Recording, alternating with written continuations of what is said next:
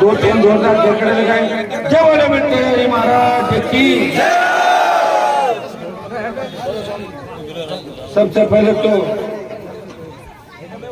इस गांव के अंदर जो आपने तेजाजी महाराज के मंदिर का निर्माण करवाया,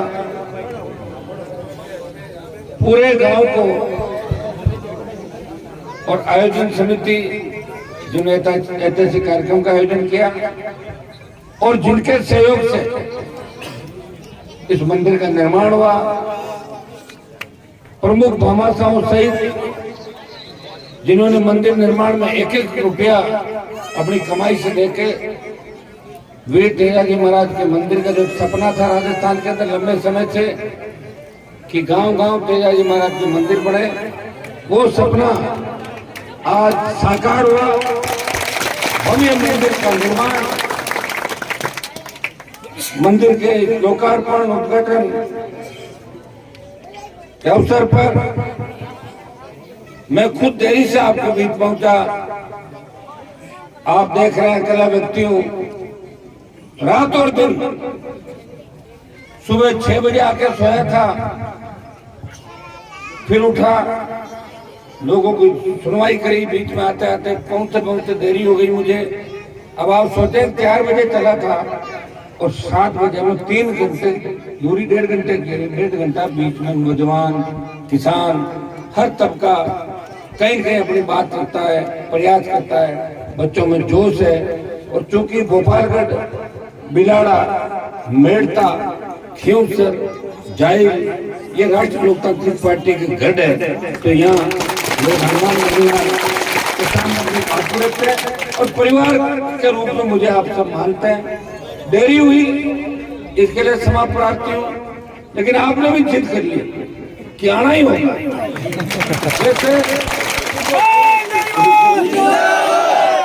वैसे जाट जिद्दी होते हैं, जिद करने के बाद मानते नहीं, किसी की नहीं सुनते। आपने जिद की, मैं सारे काम छोड़ के आ गया आपके बीच। आजकल मैं एक बात और भी कहता हूँ गाँव के अंदर कि हर जगह मान लो मैं एक दिन नहीं आऊँ तो दूसरे दिन आ जाऊंगा, तीसरे दिन मिल लेंगे। सोशल मीडिया का जमाना है। एक समय लोग कहते हैं साहब हमारा तो पड़ला है ना, उस पड़ले के समय आ जाओ, मायरा बैठ गया। तो कैसे कर सकते हैं एक आदमी, बताओ एक व्यक्ति पूरे प्रदेश में हर जगह उपस्थिति कर सकता। आप सबको सहयोग करना होगा कि आपका भाई 25 साल खराब करके अपने जीवन के सत्ता को छोड़ के और आपके साथ सड़कों पर इसलिए निकला है कि किसानों का राज राजस्थान कर रहा है।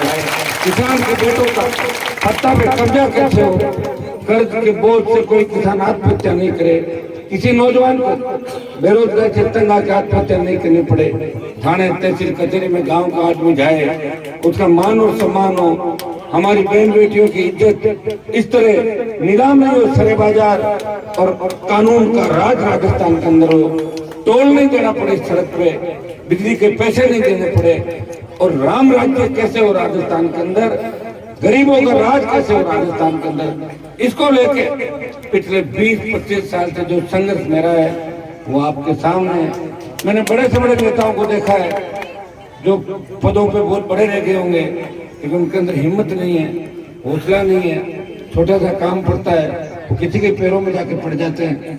आपका भाई मेरे पे भगवान का सहारा है, मेरे पे किसी नेता की मेहरबानी नहीं है, लेकिन मेरे तमाम ये जो राजनीति घर के मेरे साथ बैठे हैं, भाई राजू है, ये सारी जो टीम प्रधान संपत्ति लेकर आपकी तमाम है, रलिया साहब, यहाँ के सरपंच साहब, रामपाल जी, ये तमाम जो टीम है, इनको ये भरोसा है कि इन पे अगर संकट आ जाएगा हनुमान बेनीवाल खड़ा है, लेकिन मुझे भरोसा नेताओं पर नहीं है। मुझे पता है कि जिस दिन भी संकट आएगा इस राजस्थान के लाखों लाख जवान, किसान और माताएं हनुमान बेनीवाल की सड़क पर।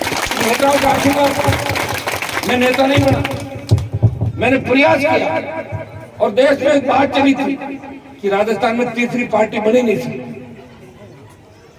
उसको जो भ्रामक प्रचार किया गया कि राजस्थान में एक बार कांग्रेस एक बार बीजेपी, लोग एक तरफ वोट देते हैं।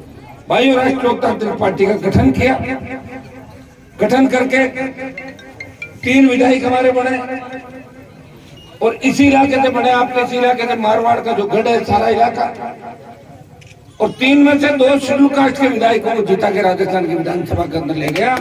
सपा एक ही शेड्यूल कास्ट के विधायक नहीं जीता पाई।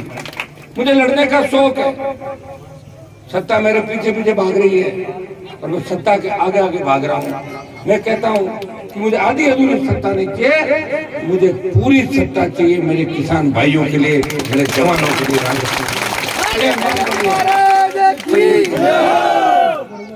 भाइयों, आज कांग्रेस पार्टी किस तरह धड़ों में बंटी हुई है, बीजेपी किस तरह धड़ों में बंटी हुई है। इस राजस्थान का इतिहास उठा के देख लें कि मैं तो 2003-08 के अंदर ही आया हूँ। 1952 से लेकर 2003 तक राजस्थान में किसका सिक्का चलता था। राजस्थान में हमारे समाज के सैकड़ों नेता राजस्थान के अंदर जिन्होंने समाज के नाम से, किसान के नाम से वोट लिए, लेकिन पार्टी नहीं बना पाए। हाजिरी देने कोई गहलोत के घर पे गया, कोई राहुल के घर पे गया, कोई किसी और के घर पे गया, गहलोत से रूठा तो पायलट को अपना नेता माना, कोई पाड़िया के चला गया, कोई सुखाड़िया के चला गया। हनुमान बेनीवाल ऐसा नेता है। तेजाजी महाराज का देकर राजस्थान की विधानसभा में लगाया तो लोकसभा के अंदर भी तेजाजी की जय के साथ शुरुआत करी। और मैंने कहा था जब भी जवान किसान को इस पार्टी की आवश्यकता पड़ेगी, मेरी पार्टी को जवान किसानों को समर्पित कर दूंगा। देश का किसान जब तकलीफ में था, पंजाब हरियाणा के किसानों ने कहा हनुमान जी आप हमारा साथ दो, NH-8 जाम करो दिल्ली जयपुर का। और भाइयों, NH-8 गुर्जर आरक्षण आंदोलन जो राजस्थान के इतिहास का सबसे बड़ा आंदोलन था, उस आंदोलन में NH-8 जाम नहीं हुआ था। हनुमान बेनीवाल की हुकार, RLP के मेरे भाई जवान भाइयों के जोश से उस NH-8 को जाम करके मोदी की सत्ता को ठोकर मार दी। जैसे छोटा बच्चा फुटबॉल के ठोकर मारता है, इसने मोदी की सत्ता छोड़ के 70 दिन सड़क पर अगर कोई MP बैठा तो नागौर का सांसद था, तो वीर तेजाजी का भक्त था, आपका ही भाई था। इसी मारवाड़ की माटी के अंदर जया जन्मा व्यक्ति था जिसने सत्ता को हमेशा ठोकर मारी। वो वसुंधरा जो चलते चलते आजू बाजू नहीं देखती थी, उसका दिमाग भी अगर ठीक किया, उसको मोदी के पास दोस्त के बाद 7 समंदर पार भेजा। हनुमान बेनीवाल ने गहलोत को बेटे को जोधपुर में हरा के गहलोत की दादागिरी अगर किसी ने खत्म की, तो नागौर के सांसद ने खत्म की कि गहलोत का जादूगरी का खिताब छीन लिया। लोग कहते थे ना कि गहलोत साहब तो जादूगर है, तो कहाँ गई जादूगरी? बेटा नहीं जीता ना, तो जादूगरी खत्म हो गई।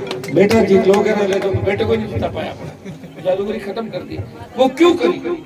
ये मेरी लड़ाई नहीं थी, अशोक गहलोत से मेरा कोई झगड़ा नहीं था, मेरे पिताजी मुख्यमंत्री के दावेदार नहीं थे। झगड़ा था जोधपुर के नेताओं का, नागौर के नेताओं का, जो आपके सामने तो कहते थे कि गहलोत हमें मुख्यमंत्री नहीं बनने दे रहा है, और रात को गहलोत के घर पे डिनर करने के लिए और उससे मदद मांगने के लिए हर रोज इनके बच्चों को आप गहलोत के इर्द गिर्द देखते। जब गहलोत की सरकार अभियान गिरा रहे थे, साथ थे हम लोग सारे कि गहलोत को हटाओ। आपने देखा वो नजारा, उस नजारे में आपके जोधपुर के उन बच्चों को तरस आता मुझे जिनके बाप दादाओं की राजनीति खत्म की, बाप को जेल के अंदर डाल दिया। उनके बच्चे अशोक गहलोत की सरकार बचाने में लगे हुए थे, उसके जयकारे लगा रहे थे, उसके नारे लगा रहे थे, उसके बेटे को जिताने के लिए गांव गांव ढाणी ढाणी घूम के भैया को जिताओ, भैया को जिताओ। जीत गए भैया? तो ये तो वही लोग हैं, ये तो नहीं है। तो उधार की लड़ाई जिस हनुमान जी महाराज ने राम जी की सीता रावण ले गया, हनुमान जी कूद के बीच में मैं लेके आऊंगा। ये तो मदरना मृगाओं का झगड़ा, दूसरे लोगों की लड़ाई, हमें CM नहीं बनने दिया। अरे CM बनने का तुम जयपुर से बाहर नहीं निकले, लोगों को जागरूक नहीं किया। लेकिन लड़ाई उनकी थी, और लड़ाई लड़ कौन रहा है? मैं लड़ रहा हूँ उनकी लड़ाई, उधार की लड़ाई। जितने बजरंग बली ने राम जी की लड़ाई की, मैंने किसान कौम की उधार की लड़ाई लेके उन तमाम नेताओं को ठीक किया जो किसान राजनीति को कुछ नहीं समझते थे। भाइयों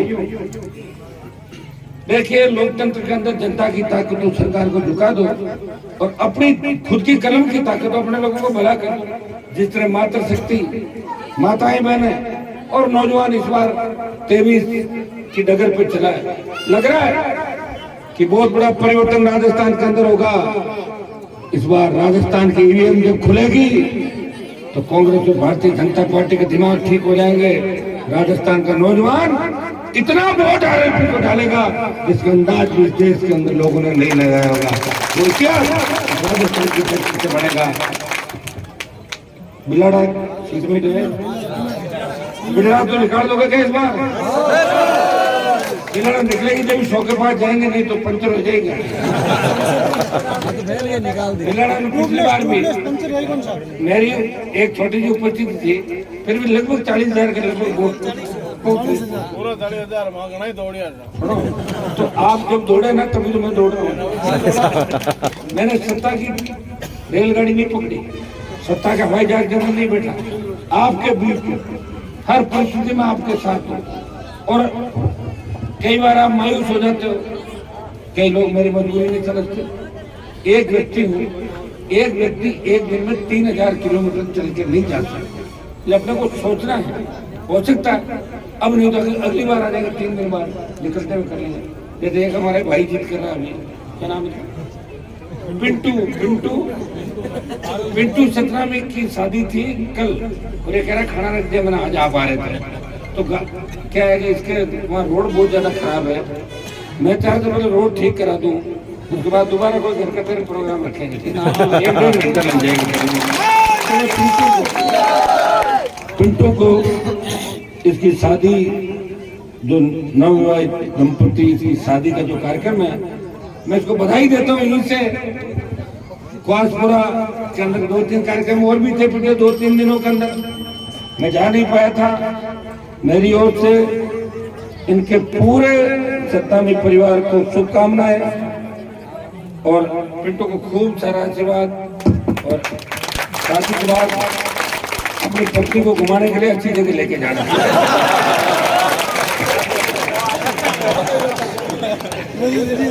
क्वासपुरा के अंदर भी 2-3 कार्यक्रम थे, 3 तारीख के, 4 तारीख के, 2 तारीख के। मैं सब जगह नहीं जा पाया था। शुभकामनाएं प्रेषित जरूर करता हूँ, और आप भी मेरी मजबूरी समझते हैं। जिस तरह आप चाहते हो बदलाव है, और हम बदलाव का ही लगा। आप रोज लाइव भी देखते हैं, सारी चीज देखते हैं। 5 बजे, 6 बजे, 4 बजे घर पहुंचना, फिर लोगों को सुनवाई करना, फिर निकलना, सरकारों से लड़ना, दिल्ली से लड़ना, स्टेट से लड़ना, स्टेट में सारे जो दल है उनके तमाम नेताओं से लड़ना। लेकिन मैं आपको इतना विश्वास दिलाता हूं कि मैं मेरी जिद से कभी किसान को उनका नुकसान नहीं करूंगा। आप निश्चित है, कोई ऐसा काम नहीं करूंगा। अगर मौका आ गया तो मौके पे चौका लगाऊंगा, आप चिंता नहीं। कई लोग हैं साहब आप तो जिद करके राज में आओगे ही नहीं। अरे राज में आना चाहता हूँ, लेकिन पूरा राज मिले। राज में आके वहाँ आज में घनी राज में लोग हैं, कौन जानता किनकी चलती। देखा नहीं आपने क्या हालात है? लोग राज में बैठे हैं, कांग्रेस के अंदर बड़ी बड़ी बातें करते हैं, परिवार को किस तरह पुलिस रोडों पर पीटती। देखा जो कहाँ है राज? कौन सा राज? तो मेरे किसी कार्यकर्ता के पुलिस हाथ लगा रहे राजस्थान के अंदर, बैंड बजा दूंगा 1 मिनट। बिना राज के राज हमारा। और बच्चों को एक सीख हमेशा देता हूँ। लोग कहते थे हनुमान जी तो है ना बच्चों को बिगाड़ना, पुराने जीते भी नहीं था ना कांग्रेस भी कोई मुद्दा तो बचा नहीं। ए तो टापरा ने खराब कर दिया। खराब क्या करे बताओ तो सही। जब बच्चों पर संकट आया, जब मोदी ने सेना को ठेके में दिया, सेना में समझा था कौन जाता है? जवान, किसान का बेटा, देश का एकमात्र सांसद हनुमान बेनीवाल सेना के सम्मान पर सड़क पर आया, लोकसभा के अंदर विश्वास दिलाता अगले पुत्र वापस करा के देंगे। जब किसान पर संकट आया, हनुमान सड़क पर था। कोई अपराधी गैंगस्टर अगर किसी किसान के बेटे बेटी पे गोली चला देता है, कोई दुष्कर्म की घटनाएं राजस्थान के अंदर हो जाती है, भ्रष्टाचार की घटनाएं हो जाती है। देश में हमारे पहलवान जो धरने पे बैठे हैं, अंतर्राष्ट्रीय स्तर के हमारे जो बेटियां बच्चे जिनके साथ सेल्फी खिंचाने के लोग दौड़ते थे, आज उनकी स्थिति देखो। देश में पहला नेता हनुमान बेनीवाल पहला MP था जो उन पहलवानों को जंतर मंतर पे सपोर्ट करने के लिए गया और दिल्ली की सरकार को चेताया कि हमारे भाई बहनों को न्याय नहीं मिला तो मोदी जी दिल्ली को घेर लेंगे और जिस तरह किसान बिल वापस किए आपको बाहुबली को भी जेल में डालना होगा, जिसका बचाव बीजेपी की सरकार करे। रात की जो घटना तो घटना के अंदर आपने देखा होगा किस तरह बच्चे अपनी चारपाई ला रहे हैं, वहां पे बारिश हो रही थी और उसमें भी पुलिस के बदमाश लोगों ने शराब पी के जो अभद्र व्यवहार किया। बात मेरी रेगुलर हो रही है और मुझे अगर आवश्यकता पड़ी तो आपको कहना सोचना ही नहीं। हनुमान बेनीवाल पूरी ताकत के साथ पूरी आर्मी जितने हमारी नौजवानों के इसको लेकर पहुंचेगा, लेकिन दिल्ली की सरकार को हमारे उन भाई बहनों की सुननी होगी जो देश का मान और सम्मान इस पूरे विश्व के अंदर बढ़ा रहे हैं। इसको जातीय ऋण देने का काम प्रधानमंत्री और उनकी सरकार जो करने जा रही है उसकी निंदा करता हूँ। हमेशा एक दिशा आप लोगों को दी। आप देखिए हमारे राजूराम खोजा बावड़ी से प्रधान बने, ये संपन्न नौजवान है। पिछला जो चुनाव था मैंने कम से कम 50 नौजवानों को चुनाव लड़ाया राजस्थान के 50 जवान लड़के थे, काम कर रहे हैं। वो नेता बन गए। नेता बनने का मतलब नहीं है मैंने एमपी बनना। नेता बनने का मतलब है कि लोगों की सेवा करना और लोगों का विश्वास जीतना। वही लीडर होता है जो अन्याय होती है सड़क पर बैठ जाता है, वो नेता होता है। मैंने प्रयास किया। लोग कहते हैं हनुमान जी जातिवाद करते हैं। मैंने 12 मेघोड़ों को टिकट दी पिछली बार, 9 मुसलमानों को दी, गुजरों को दी, यादवों को दी, मीणाओं को दी, ब्राह्मणों को दी, बावरी समाज, गरज जी बैठे हैं आपके, भील समाज।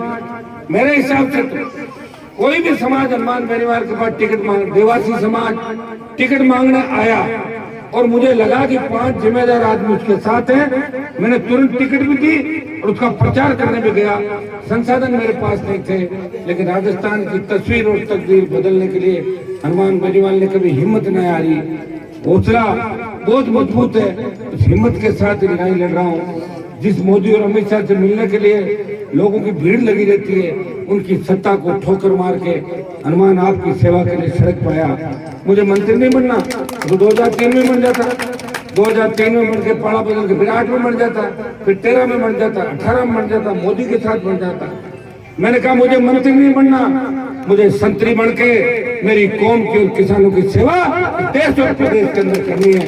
देश की प्रदेश की सत्ता पे पुनः किसान राज आए, पुनः हमारे लोग सत्ता के अंदर आए। एक जमाना था जब दिल्ली में 4-4, 5-5 कैबिनेट मिनिस्टर हमारी जाति के होते थे।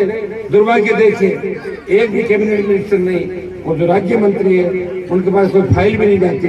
बेचारे बहुत परेशान हो, खुद ही मंत्री तो बन के हट नहीं सकते। हट जाए तो टिकट भी कट जाए, टिकट कट जाए तो बेरोजगार हो जाए। क्या करें बताओ? मेरी तरह हिम्मत नहीं लोगों की, और बेरोजगार हो जाए तो रड़ा कौन पूछे कि कहीं रोता फिर लिया आएगा पता करें, तो बहुत बड़ी दिक्कत है। मैंने हर दिक्कत का सामना किया, हर चीज का सामना किया, और इस सरकार को भी और दिल्ली की सरकार को भी समय समय पर झुकाया।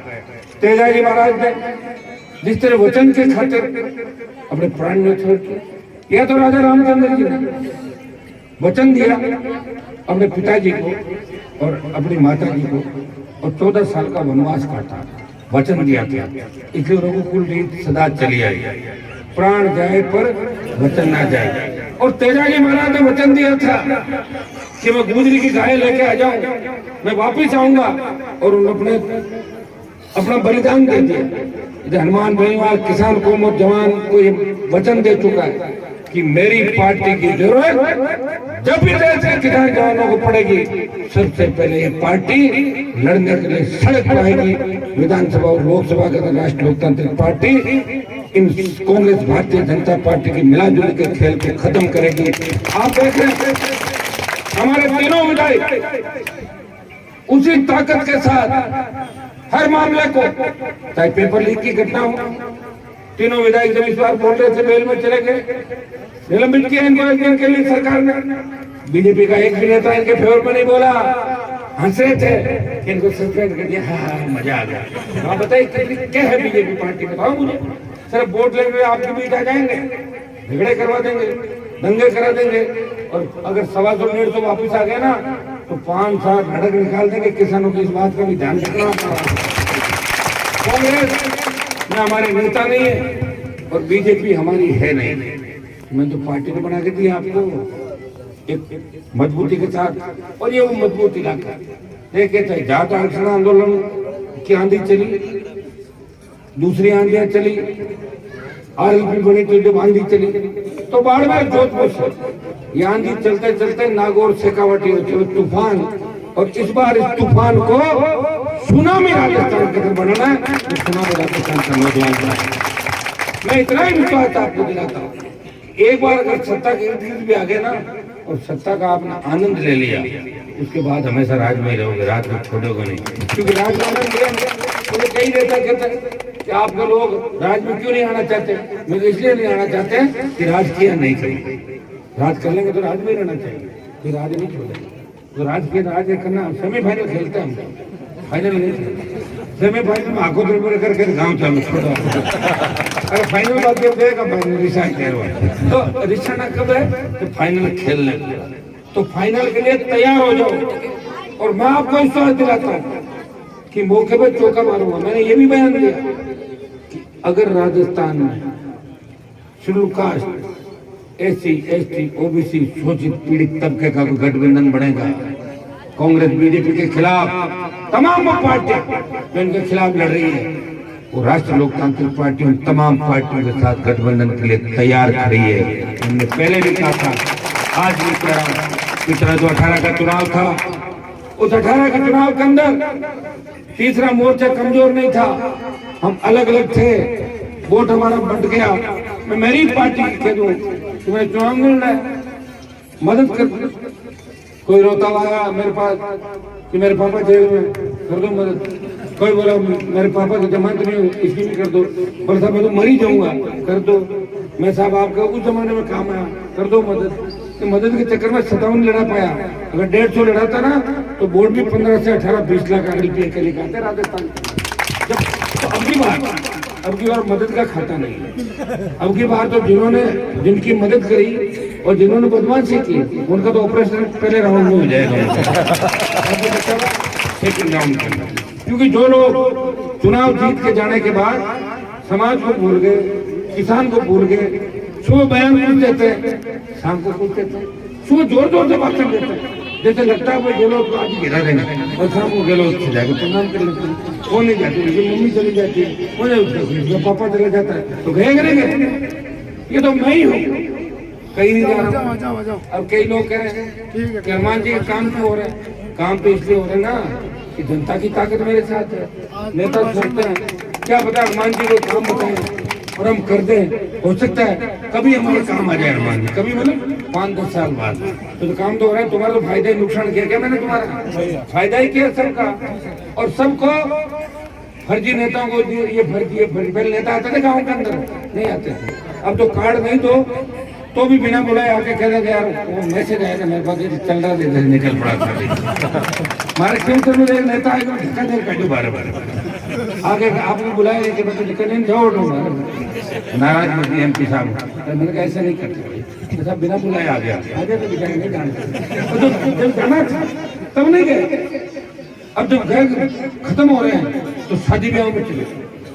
एक हिमसर का नेता गांव में फोन किया किसी को कि ऐसा करो, मैं हिमसर में नए सिरे से आना चाहता हूँ और कोई मौत वगैरह होना तो मुझे बता दिया करो। एक जगह फोन किया, उस गांव में लोग बैठे, फोन आया, हाँ बोलो साहब, कि कोई आदमी मरियो को लेकर मौका नहीं चाहिए। तो उसने क्या कहा कि मरियो तो करे थे को तो मार दो फटे। तो ये स्थिति है लोगों के नेताओं की, क्या करोगे इस स्थिति का बताओ आप। काम करना नहीं, खाली मौका जाता रहो, ब्याह में पुकार दे राम राम था, राम राम था, राम राम था, काम जारी है लोग बताओ। राम राम था के साथ साथ काम भी करना होगा। राम राम था चक्कर में 70 साल निकल गए हमारे, काम वहाँ का जहाँ मैं खड़ा हूँ, अगर यहाँ नहर आ जाती तब नहर का पानी आ जाता तो आप तो आबाद हो जाते, आजाद हो जाते। हमारी ये बेटियां जो बैठी है ये भी Delhi, Jaipur, Germany, England, America सब जगह पढ़ते, बच्चे पढ़ते, पैसा नहीं था हमारे पास। नेताओं का धोखा, अंग्रेजों का राज, जागीरदारों ने हमें कितना तंग किया और अकाल का साया, इन सब के बावजूद हम लड़ते रहे।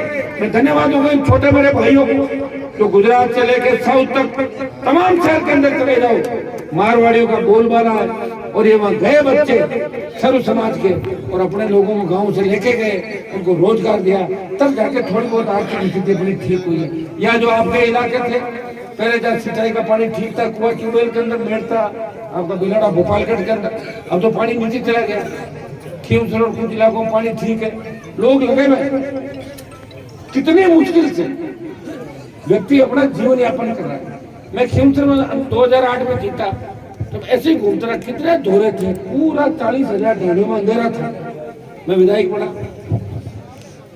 पहली बार बीजेपी से फिर झगड़ा हो गया, 2 महीने बाद मैं वहां जाता था तो लोग ये कहते थे साहब आप तो बिजली ले आओ हम आपको मान लेंगे, नेता को तो हमने कभी देखा ही नहीं।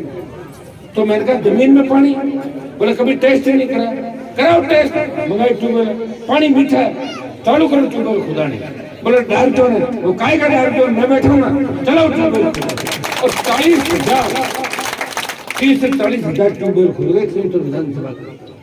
सारी ढाणियां पत्थर निकाल लो, खुद के खेत का मना करे, अरे खेत का पत्थर निकालेंगे भाई, पड़ोसी का थोड़ा निकाल रहे हैं, वो अवैध माइनिंग नहीं होती, वो तो वैध है। तो हमारा कलम नहीं चली, 5 मिनट का काम नहीं था। अपने खेत में आदमी पत्थर निकाल के और बेच के रोजी रोटी कमा लो, अवैध किस बात की? अवैध तो ये बड़ी कंपनी वाले कर रहे हैं ना, ये आपका ये कर रहा है, क्या नाम है खारिया वाला बिरला, ये हमारे मिर्जा जिसके दलाल है ना, उसके गोटन वाले क्या नाम है, देख के कभी किसी का कोई दलाल, किसी का कोई दलाल, ये जब आते हैं हेलीकॉप्टरों से तो इन बड़े हमारे नेताओं के बच्चे आरती उतारते हैं, साहब आएगा साहब आएगा, अरे बे साहब दूर लगाए, तो बताओ लोग कितना ज्यादा इनका निकम्मापन देखिए, किस तरह का धोखा हमारे समाजों को दिया, लूट के खा गए, बर्बाद कर दिया। थोड़ी बहुत जागृति हम लोग लेके आए, हमसे इनको तकलीफ है कि लोगों को जगा क्यों नहीं देखो, लोगों ने अंदर चुरा के हमारे भाई दो, ये हमारे साथ चोरी का माल है तो बंटवारा करने मिल जाए, हमारे साथ नहीं मिलेंगे, चिंता नहीं करें, ये अंतिम लड़ाई है और अंतिम लड़ाई हम जीतेंगे। और जो भी गलत लोग थे वो घर चले जाएंगे और अच्छे लोग अपने आप आगे आ जाएंगे, ये मैं आपको विश्वास दिलाता हूँ, भरोसा दिलाता हूँ। मैंने कोई 20 साल ऐसी खराब थोड़ी की, भगवान की कृपा थी, 1 घंटा खराब नहीं होता। तेजाजी महाराज का आशीर्वाद था, कई हमले मेरे ऊपर हुए, कई अटैक हुए, कई अपराधी सोचते थे सलमान को मार देंगे, वसुंधरा 13 से 18 कितना पीछा मेरा किया था, लेकिन मेरा बाल बांका नहीं हुआ। मेरे को तेजाजी महाराज की कृपा थी, आप लोगों को आशीर्वाद था, और जो मेरे से टकराया वो खुद ही फुर हो गया, मेरा भी कुछ नहीं हुआ। और मैं विश्वास दिलाता हूँ मैं सही हूँ, गरीबों के साथ हूँ, झूठ नहीं बोलता, जिसका हाथ पकड़ लेता हूँ उसका हाथ बीच में कभी नहीं छोड़ा मैंने, चाहे कितना ही नफा नुकसान हो जाए और सामने वाला कितना ही बड़ा आदमी है, अगर हाँ बोल ली हाँ और ना दे दी तो ना, ऐसे ना छोड़ देता हूँ। ऐसे घर पे जब सुनवाई करता हूँ, आप देखो कितने लोग आते होंगे, कभी ना किसी को देता ही नहीं, आपस में झगड़ा करके लोग आ जाते हैं, हमारे लोग किसान, हमारे समाजों के लोग, उनको कहते हैं बैठ के बात कर लो, राजीनामा कर लो, बर्बादी में कुछ नहीं कर सकते।